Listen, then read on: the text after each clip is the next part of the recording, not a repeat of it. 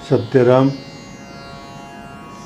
दादू जी महाराज चेतावनी के अंक का वर्णन कर रहे हैं। चेतावनी के अंतर्गत साधकों को, सेवकों को, प्राणियों को सचेत कर रहे हैं, सचेष्ट कर रहे हैं। क्या कहते हैं दादू जी महाराज?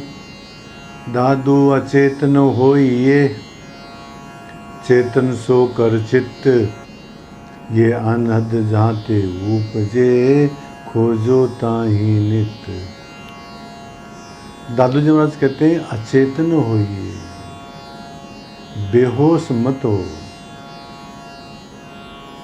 असावधान मत हो।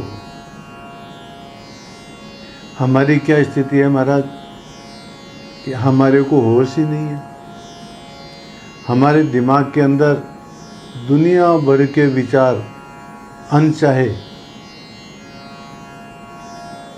सपने की तरह से, रात को तो सपना आता ही है, परंतु दिन के अंदर भी विचार प्रवाह चलता रहता है।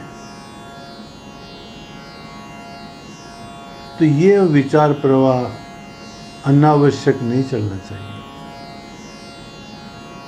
ये जो हम कल्पना करते रहते हैं बिना बात की, ये नहीं करनी चाहिए। सुंदरदास जी महाराज कहते हैं इस मामले में, बारू के मंदिर माई बैठ रही उथिर होय, राकत है जीवने की आशा कई दिन की, पल पल छिजत घटत जात घरी घरी, विनसत बार का खबर न छिन की, करत उपाय झूठे लेन देन खान पान, मूसा इत उत फिरे ताक रही मिन की, सुंदर कहत मेरी मेरी कर भूल्यो सठ, चंचल चपल माया भई किन किन की। माया के बारे में चिंतन करते रहते हैं। और ये माया कैसी है? बारू के मंदिर में बैठ रही हो स्थिर हो, जैसे बालू के मंदिर के अंदर हम स्थिर होकर के नहीं बैठ सकते हैं, इसी प्रकार से माया का चिंतन कर रहे हैं महाराज हम। राकत है जीवने की आशा कई दिन की, हम ये समझते हैं कि बहुत दिनों तक जीते रहेंगे, परंतु वास्तविकता क्या है? पल पल छिजत घटत जात घड़ी घड़ी, हर एक क्षण के अंदर हम मृत्यु के समीप पहुंचते जा रहे हैं। विनसत बार का खबरन छिनकी, कब नष्ट हो जाए पता ही नहीं महाराज, एक पल का पता नहीं है। दादू जी महाराज कहते हैं पाव पलक के सुधनी, पलक के पाव हिस्से के अंदर भी जो है मतलब हमारे को हम जीवित रह जाएंगे, इस बात की कोई गारंटी नहीं है।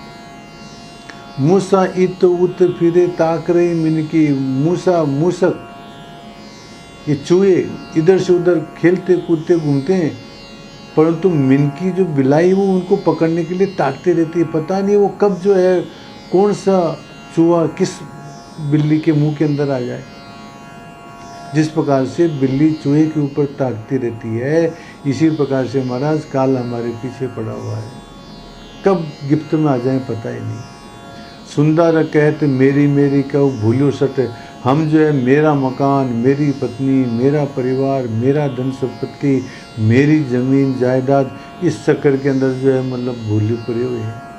चंचल चपल माया भई किन किन की, ये माया चंचल है, चपल है, आज है कल नहीं है महाराज, इसका कोई भरोसा नहीं है। इसलिए इस माया को देख करके अचेत मत हो, दादू जी महाराज कहते हैं। दादू अचेत न होइए, बेहोश मत हो, गाफिल मत हो। महाराज एक बुद्ध भगवान का एक शिष्य था, उनके यहाँ निमंत्रण आया। बुद्ध ने अपने शिष्य से कहा कि तुम जाओ निमंत्रण वहाँ भोजन करने के लिए। वो भोजन करने के लिए गया महाराज, बैठा, मन में सोचा कि खीर पूड़ी का भोजन मिले तो बहुत अच्छी बात है। भोजन करने के लिए बैठा तो खीर पूड़ी आ गई। सोचा कि साथ में पकौड़ी भी मिल जाए तो अच्छी रहे, पकौड़ी आ गई।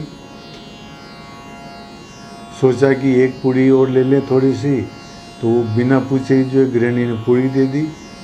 उसको संदेह हुआ कि मामला क्या है, जो चाहते हैं वही बात हो रही है, और ये गृहिणी बिना पूछे ही थोड़े से टपोरे ला के दे दो, मिर्ची के 2 ला के दे देती है।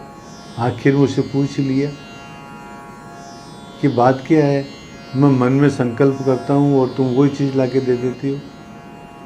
तो गृहिणी ने कहा कि महाराज, मेरे को इस प्रकार की सिद्धि है कि आपके मन में क्या चल रहा है इस बात की मेरे को जानकारी है, इस कारण से जो है मेरे को सारी बातें मालूम पड़ रही है।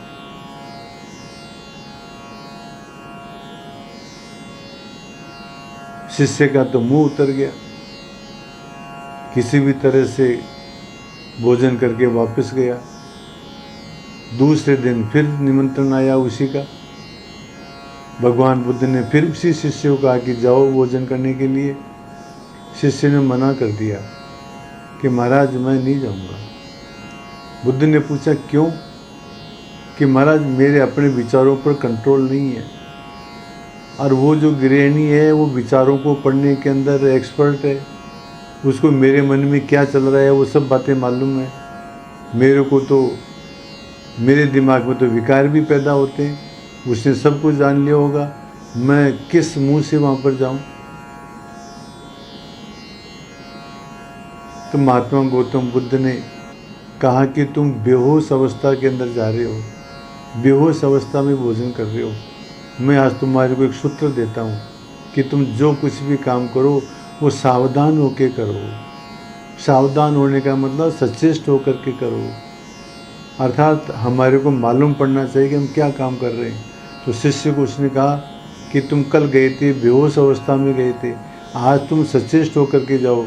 तुम्हारे को मालूम पड़ना चाहिए कि तुम्हारा कौन सा पैर आगे बढ़ रहा है, फिर कौन सा पैर आगे बढ़ रहा है, रास्ते के अंदर जो कौन से फूल खिले हुए हैं, हर चीज़ के ऊपर तुम सचेष्ट होकर के जाओ। भोजन करो तो तुम्हारे को मालूम पड़ना चाहिए कि मैं घास तोड़ रहा हूँ, अब घास के हाथ तोड़ करके हाथ मेरे मुंह की तरफ जा रहा है, अब मैं घास को मुंह के अंदर ले रहा हूँ, फिर मैं उसको चबा रहा हूँ, फिर मैं उसको निगल रहा हूँ। इस प्रकार से हर एक क्रिया के ऊपर आप ध्यान रखो। शिष्य ने उसी प्रकार से किया महाराज,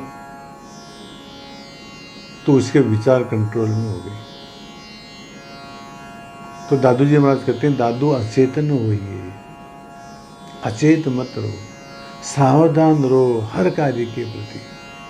श्रद्धेय राम सुखदास जी महाराज कहा करते थे, सावधान, कोई गलत काम न हो जाए। सावधानी ही साधना है, सचेष्ट रहना ही साधना है। यही बात दादू जी महाराज कहते हैं, दादू अचेतन होइए। फिर क्या कहते हैं, चेतन सोकर चित्त।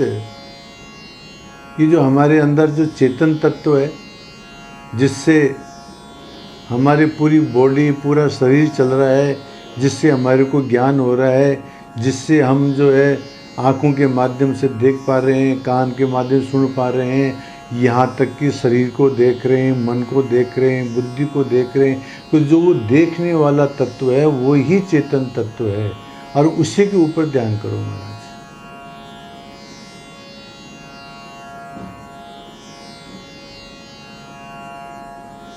वो जो चेतन तत्व है वो ही ब्रह्म है, वो ही ईश्वर है, जिसके कारण से सारी क्रियाएं हो रही है, जो सबका ज्ञाता है। दादू महाराज कहते हैं, दादू अचेतन हो ये, चेतन सो कर चित्त, ये अनहद जाते उपजे, खोजो ताही नित्य। ये हमारी जो अनहद ध्वनि जहाँ से पैदा हो रही है, वहाँ उसको तत्व को खोजो। वो जो चेतन तत्व है उसकी वहाँ खोज करो। चेतन तत्व को विचार के माध्यम से भी जान सकते हैं। संस्कृत में श्लोक आता है, आत्मा अनात्म विवेकेन ज्ञानम भवति निश्चलम, गुरुणा बोधित शिष्य शब्द ब्रह्माति वर्तते। क्या चीज़ जड़ है, क्या चीज़ चेतन है, इसका विवेक करो। आत्म अनात्म विवेकेन है, ज्ञानम भवति निश्चलम, तो उसे ज्ञान हो जाएगा। गुरुणा बोधित शिष्य, गुरु के द्वारा उपदेशित शिष्य शब्द ब्रह्म को पार कर जाता है। और कहते हैं न तुम देहो नेन्द्रियाणि न प्राणो न मनो न धी विकारित्वात् विनाशित्वात् दृश्यत्वात् से घटो यथा। न तुम देहो, तुम देह नहीं हो। हम अपने आप को देह समझते हैं ना, तो हम देह नहीं है। न तुम देहो नेन्द्रियाणि, न हम इंद्रियां हैं, न प्राणो न प्राण है, न मनो न मैं मन हूँ, न धी न मैं बुद्धि है। इन सबको तुम ज्ञाता है, इन सबको तुम देखते हैं। विकारित्व आती, सारे के सारे विकार हैं। विनाशित्व आती, सब नष्ट होएंगे। दृश्यत्व से, और ये दृष्टिगोचर होते हैं। जिस प्रकार से घड़ी को देखते हैं, इसी प्रकार से हम जो है आँख को, कान को, नाक को, शरीर को देखते हैं। इसलिए जो है ये आत्म पदार्थ नहीं, ये अनात्म पदार्थ है महाराज ये सारे। तो आत्म पदार्थ क्या है, उसके लिए कहते हैं विशुद्धम केवलम ज्ञानम, केवल विशुद्ध ज्ञान। निर्विशेषम निरंजनम, निर्विशेष निरंजन। यदेकम परमानंद, वो एक ही है, परमानंद है। तुम अस्य अद्वयम परम, वो अद्वैत ही परम सत्य है। तो महाराज वो चेतन तत्व है, वो ही सत्य है। उसी के लिए दादू महाराज कहते हैं चेतन सो कर चित्त। अब उस चेतन को कहाँ ढूंढे, वैसे तो सब जगह व्यापक है। फिर भी दादू जी महाराज कहते हैं ये अनद जहाँ उपजे, जहाँ से अनद ध्वनि पैदा होती है, नाभि स्थान में, मणिपुर स्थान में, खोजो ताही नित्य, वहीं इसकी खोज करो। नाभि के ऊपर ध्यान लगाओ महाराज। सीधे बैठ जाए, कमर सीधी रखें और सांसों पर ध्यान देवें।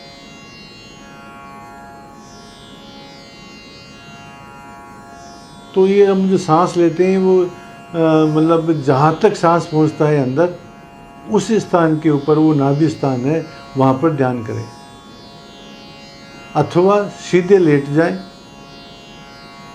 और जहाँ अंदर लेने से पेट फूलता है, बाहर निकलने से पेट अंदर जाता है, उस नाभि स्थान पर जो स्पंदन हो रहा है, उस स्पंदन का ध्यान करें, वहाँ देखें महाराज।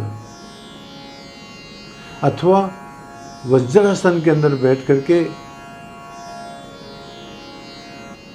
और उसके ऊपर अपने शरीर को ढीला छोड़ करके और नाभि स्थान के ऊपर ध्यान करें। हमारा जब हम गर्भ अवस्था में रहते हैं तो नाभि के ऊपर, नाभि से ही हमारा संबंध रहता है।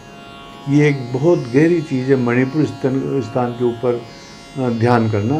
तो दादू जी महाराज कहते हैं कि ये अनद जहाँ से उपजे, जहाँ से अनद नाद की ध्वनि होती है, वहीं ही जो है उस परमात्मा तत्व को, उस चेतन तत्व को खोजो।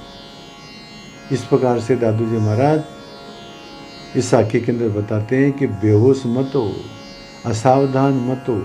वो जो चेतन तत्व है, जो दृष्टा है, उसको जो है ध्यान में रखो। साक्षी भाव, मैं साक्षी हूँ, इस भाव का ध्यान रखो। और जहाँ से अनंत ध्वनि पैदा होती है, उसके ऊपर ध्यान करो, वहाँ खोजो। ये बात दादू जी महाराज इस साखी में बताते हैं। सत्य राम।